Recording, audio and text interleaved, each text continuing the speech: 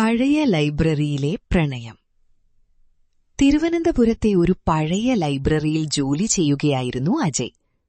പുസ്തകങ്ങളുടെ മണം, നിശബ്ദത, പഴയ പേജുകളുടെ ശബ്ദം, അതായിരുന്നു അവന്റെ ലോകം. ആളുകൾ വരും, പുസ്തകങ്ങൾ എടുത്തുപോകും, പിന്നെ മറക്കും. പക്ഷെ അജയ് ഓരോ പുസ്തകത്തെയും ഒരു ഓർമ്മ പോലെ കരുതുമായിരുന്നു. ജീവിതത്തിൽ അവനു വലിയ സുഹൃത്തുക്കളൊന്നുമില്ലായിരുന്നു. അധികം സംസാരിക്കാത്ത സ്വഭാവം. സമയം മുഴുവൻ പുസ്തകങ്ങൾക്കിടയിൽ. ഒരു ദിവസം മഴ പെയ്യുന്ന വൈകുന്നേരം ലൈബ്രറിയുടെ വാതിൽ തുറന്നു.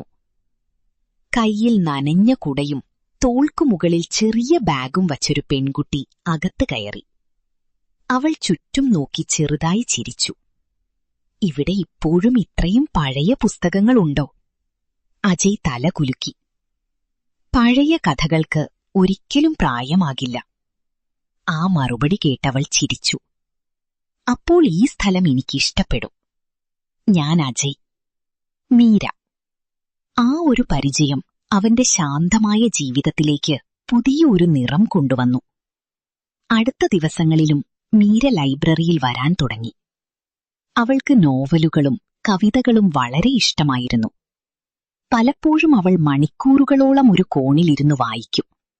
ഇടയ്ക്ക് അജയിനോട് പുസ്തകങ്ങളെക്കുറിച്ച് സംസാരിക്കും. നിനക്കേതു തരത്തിലുള്ള കഥകളാണിഷ്ടം? അവൾ ചോദിച്ചു. അജയ് ചിരിച്ചു. അവസാനത്തിൽ വീണ്ടും ഒരുമിക്കുന്ന കഥകൾ. മീര അവനെ നോക്കി. അപ്പോൾ നീ പ്രണയത്തിൽ വിശ്വസിക്കുന്ന ആളാണ്. അജയ് ഒന്നും പറഞ്ഞില്ല. പക്ഷെ അവന്റെ മനസ്സിൽ എന്തോ മാറി.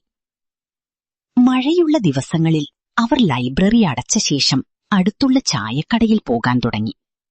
ചൂടൻ ചായയുടെ മണവും മഴയുടെ ശബ്ദവും അവരുടെ സംഭാഷണങ്ങളെ കൂടുതൽ മനോഹരമാക്കി. എനിക്ക് നിശബ്ദമായ ആളുകളെ ഇഷ്ടമാണ്, മീര ഒരു ദിവസം പറഞ്ഞു. എന്തുകൊണ്ട്? അവർ കുറച്ചു മാത്രമേ സംസാരിക്കൂ, പക്ഷെ അവരുടെ ഹൃദയത്തിൽ ഒരുപാട് കഥകളുണ്ടാകും. ആ വാക്കുകൾ കേട്ട് അജയിന്റെ ഹൃദയം വേഗത്തിലിടിച്ചു. ദിവസങ്ങൾ കടന്നുപോയി. അജയ് ആദ്യമായി ഒരാളെ കാത്തിരിക്കാൻ തുടങ്ങി. ഓരോ രാവിലെയും മീര വരുമോ എന്ന് നോക്കും. അവൾ ചിരിച്ചുകൊണ്ട് അകത്ത് കയറുന്ന നിമിഷം